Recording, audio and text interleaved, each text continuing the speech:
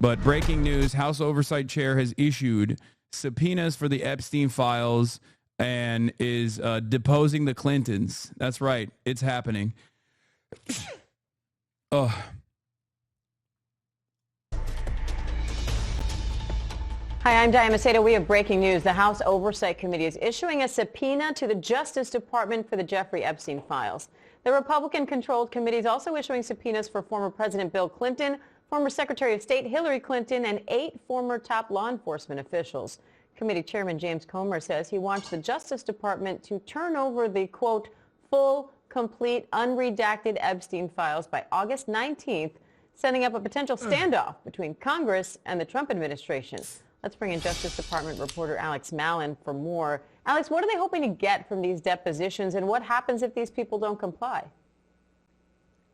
Well, what they're hoping to get is what this administration originally promised it would release, and then obviously during the early July days backtracked like from that controversial memo that they issued saying that they were not going to release any more files. This is basically Congress taking the driver's seat and saying that we are going to demand these files. They're asking the administration to respond by August 19th. They've also issued a wave of subpoenas for officials like former attorneys general dating back to the Bush administration, and also you just mentioned former President Bill Clinton as well as Hillary Clinton. That could also set up a potential interesting legal fight because it's really abnormal for former presidents to ever appear for testimony before Congress. They could argue there are some significant separations of powers concerns there. Bro, Trump could do the funniest thing, okay? Bill Clinton could do the funniest thing. I'm just saying. Take it all down, baby. Come on. Come on. Mutually assured pedophilia destruction. Just drop it, dude. Just get up there and say it all. Be like, yeah, that's right. Trump was there with me on Lolita Express. Fucking hell yes.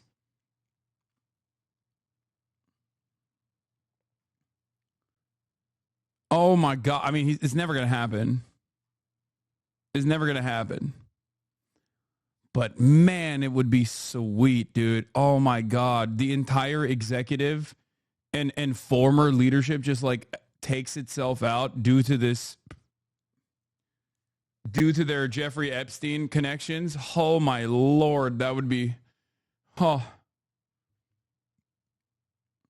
supporters wouldn't believe the Trump accusations and only hyper-focus on Clinton?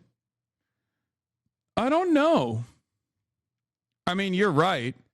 That's the red meat. But the reason why I don't think Trump has touched that red meat is because of the potential pushback.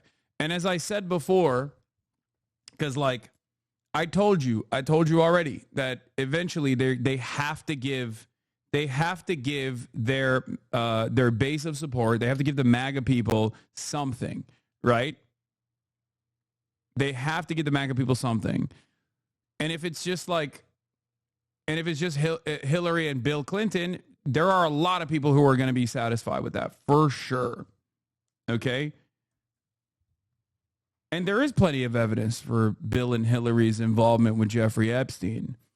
They're probably the most high-profile people that Americans care about. But I just don't think that you can take out Bill and Hillary Clinton like that without repercussions. Just say Billary, dude. I don't have time for this. True. Billary.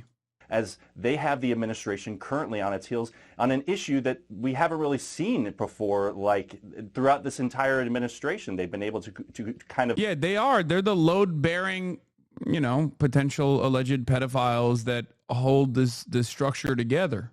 Shirk or escape any scrutiny. So anytime that they can get Republican partnership in demanding this, they're going to take advantage of that. I think that what remains now is the question is, how will the Justice Department respond? They are... What the hell is a cum dance, dude?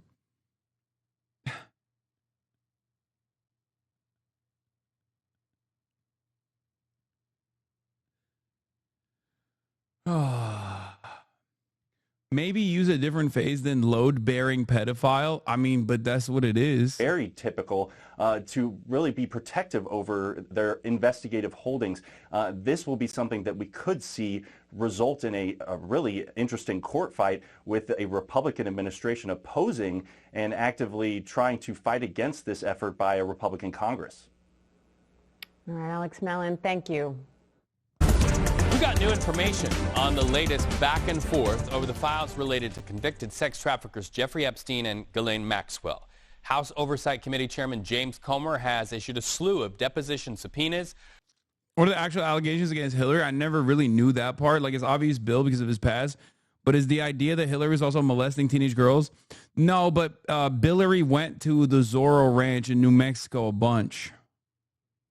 So, like, Hillary's connection to Jeffrey Epstein is it runs deeper than I don't know, like a fucking Noam Chomsky or some shit. From multiple people, including the Department of Justice, former President Bill Clinton, and former Secretary of State Hillary Clinton. CBS News Justice reporter Jake Rosen following this development from Washington. So walk us through this, Jake.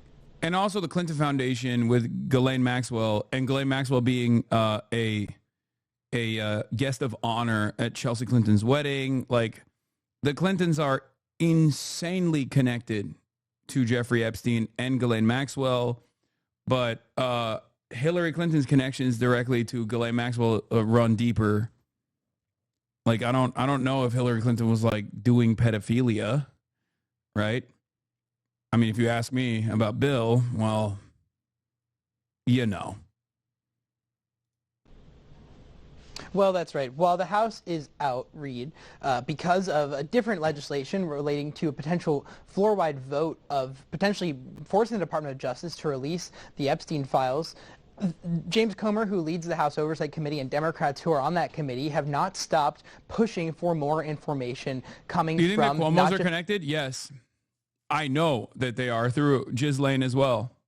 People in the government, but people who have covered and worked on these investigations going back 2 or 3 presidential administrations. We're talking former Attorney Generals William Barr and Jeff Sessions. We're talking about former FBI directors, Merrick Garland, who was the Attorney General under the Biden administration, in addition to obviously former President Bill Clinton and his wife, former First Lady Hillary Clinton, and former FBI Director James Comey, among many others. This is in an attempt to potentially bring out new information, but the bigger takeaway here is that the House Oversight Committee is actually going after, and again it's led by Republicans, is going after Trump's Department of Justice to get access to any and all potential conversations that were had under President Biden's watch between the Department of Justice and the White House relating to Jeffrey Epstein, but also they're going after all the files that are potentially in the possession of the Department of Justice to independently get access to those, to sort through them, to potentially wean out other information that the Department of Justice has not put out yet.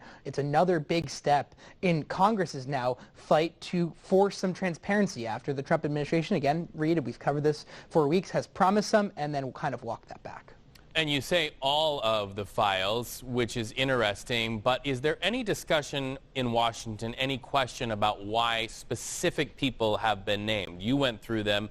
I'm especially interested in 2 names, former President Bill Clinton and former Secretary of State, and before that, Senator Hillary Clinton. Well, we know that, former President Clinton, to be clear to our audience, was on those flight logs and has been associated with Epstein and his associates for a number of years. That would certainly be reason number 1. But whether you actually get to bringing him in front of this committee is a totally different question, in which, at least for Clinton and First Lady Hillary Clinton, it's more of an act of political move. Because very likely, Reed, former President Clinton would have to voluntarily go before this committee to offer new information.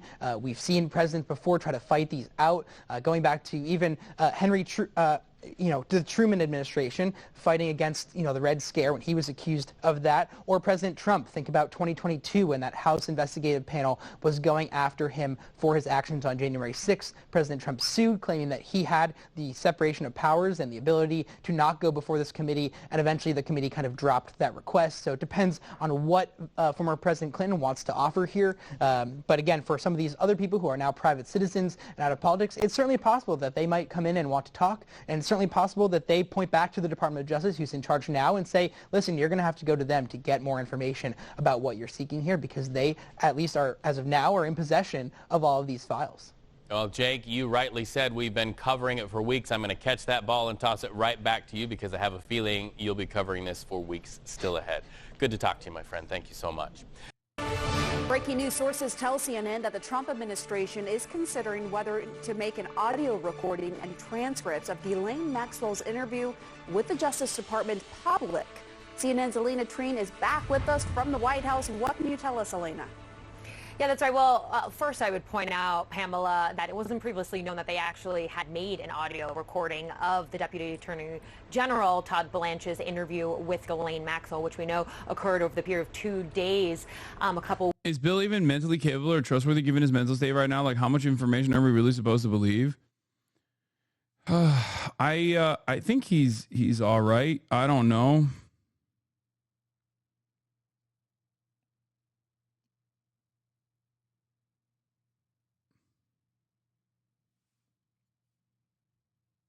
If they leaked the audio recording, would you listen to all of it on stream? Yes. 100%.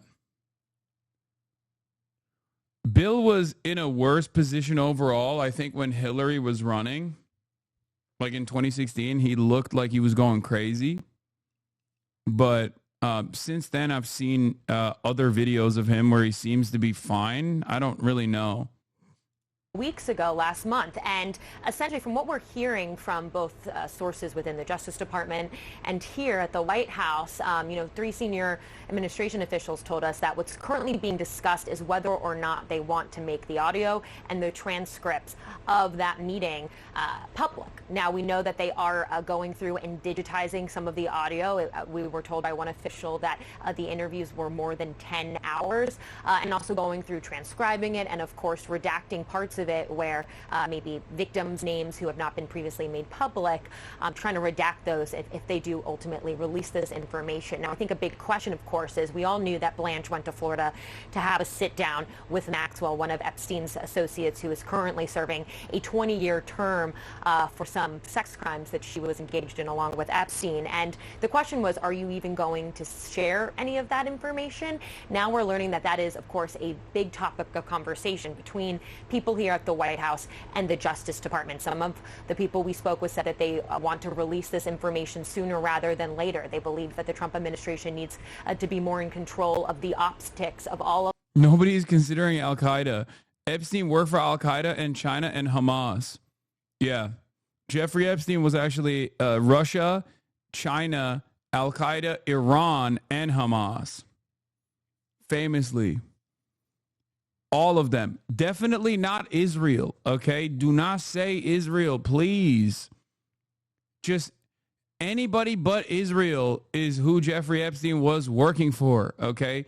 Oh my God, how crazy that this guy who was able to operate inside of American boundaries freely was meeting up with high-ranking intelligence officials from both the CIA and also the Mossad. He was just simply working with the KGB. He was working with Russia, and he was working with Iran, and he was working with, are you sure? Yeah, I'm joking.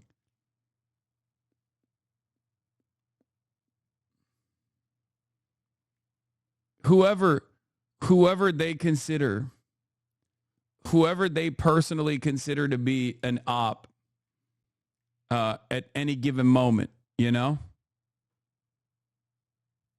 This. Others said, they believe that the Epstein story has largely died down right now, and they would prefer not to resurface that at this moment. But all to say it's a big topic of conversation. We could see some of this information come to light shortly. I would also note that we did hear from White House Communications Director Stephen Chung, who essentially said that he believed that this is nothing more than CNN. This is a unique situation because, like, I do think I do think Hillary getting into trouble with the Epstein connection is not a bad thing. It's a good thing. But also, I want more evidence and I want the truth to come out in terms of, like, who Jeffrey Epstein was connected to, how he was, like, who else he was connected to. And I feel like if they just simply used this as a gift, if they went after Hillary and Hillary alone, it's just like, that's kind of messed up, because on the one hand, I'm like, sick, great, you know, well deserved. But also on the other hand, it's like, well, there's still plenty of other people, you know, we're not packing this up, you know, it's not going away. I also don't really know how this would work as far as, like I said, mutually assured pedophilia destruction. Trying to desperately to create news out of old news. He was pointing to a Newsmax interview the president did last week where he essentially said that he would like to release everything, but that we don't want people to get hurt that shouldn't be hurt. He also argued that he hadn't, at this point, this interview was done Friday, that the president argued he hadn't spoken directly with Blanche about this. So all to say, this is new information that we, of course, had not known before. The fact that there is an audio recording of this and that perhaps the White House is going to release this transcript of everyone kind of staying by to see what ultimately they will do, Pamela. All right, Elena, thanks so much. Joining us now, CNN senior legal analyst Ellie Honig. Ellie's a former federal and state prosecutor. What's your reaction, Ellie, to the Justice Department considering releasing of Deputy Attorney General Todd Blanche's interview that went on for hours and hours with Maxwell? Well, Wolf, it's significant, first of all, to know that an electronic recording actually exists. That's actually in compliance with DOJ policy that's been in place the last decade or so that says when you are interviewing a federally incarcerated defendant, you are supposed to electronically record it. And so that means if this comes out, we will have a verbatim record of what was said. We won't have to rely on someone's notes or testimony, which can be fallible at times. The other thing that's really important to note is the decision whether to release this is entirely the Justice Department's. It sits in Pam Bondi's hands. This is not a grand jury testimony, so they don't need to go to a judge. So the decision here whether to put this out is 100% up to Pam Bondi. How common is it, Ellie, for the U.S. Justice Department to publicly release this type of recording? It's extremely uncommon, almost unheard of, Wolf. If we're talking about prosecutors going into a prison to speak with somebody who's a defendant, who's a potential witness, potential cooperating witness.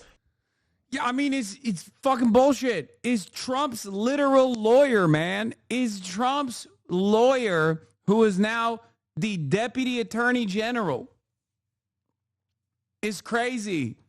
He's implicated. I don't understand how else you can describe this situation. Like, it's so transparently corrupt that even, like, Trump fans are looking at this and being like, it's a little weird. It's a little fucking weird.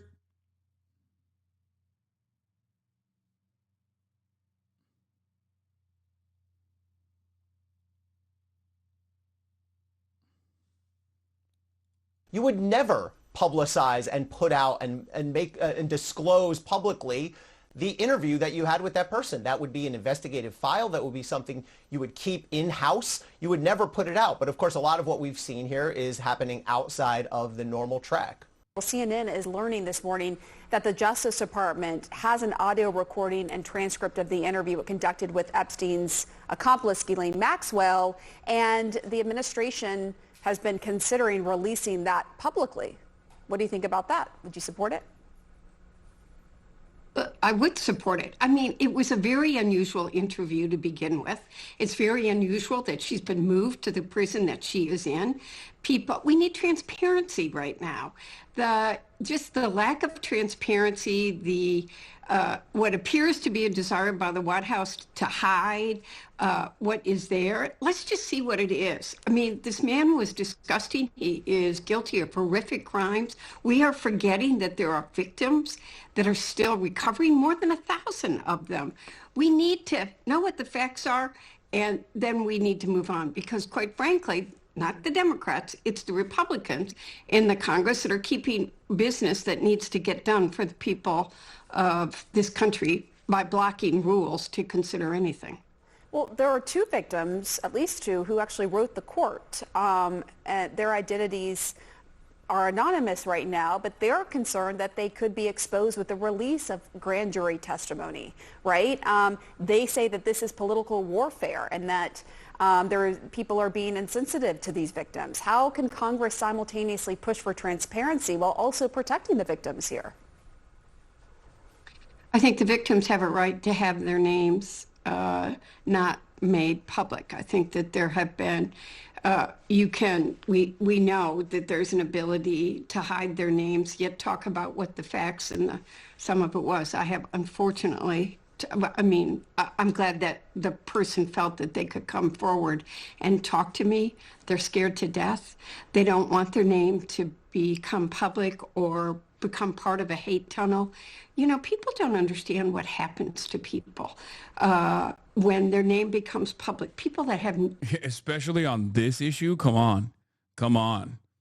Like, people are already ruthless to victims.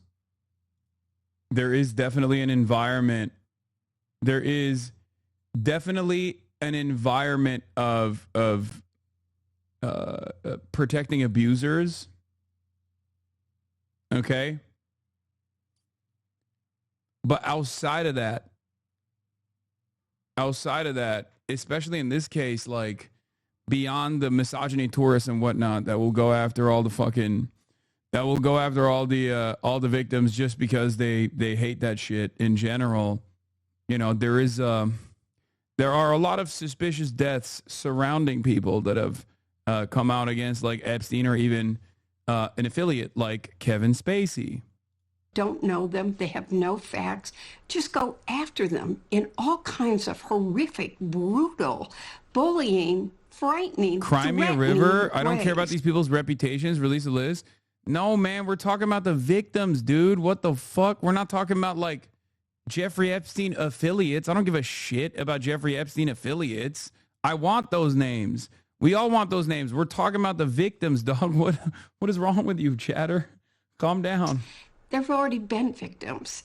They want to move on with their life, and they're scared to death about what is going to happen if their names become public. So tell us a little bit more about that conversation you had. And, you know, you said they want to move on with their life, and yet, you know, the Democrats and Republicans are calling for more transparency, which will only keep this out there in the headlines.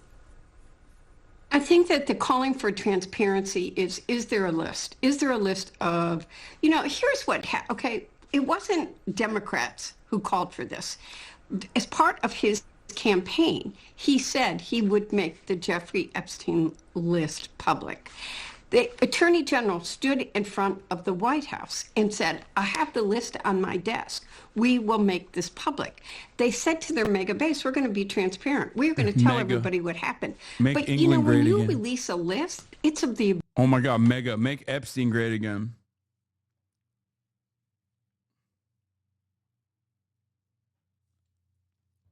That's what does Debbie Dingle know? Abusers. It isn't of the victims. In this country, we have tried very hard to protect the victims. I'm somebody who works in domestic violence abuse every single day, trying to... I think the Epstein files, which 1,000% exist, are a distraction, which will be prolonged to make sure more deportations happen, more Israel funding, and more tax exemption for the rich. Congress won't do shit. Release a list of billionaires and politicians who make up the foundation of the U.S.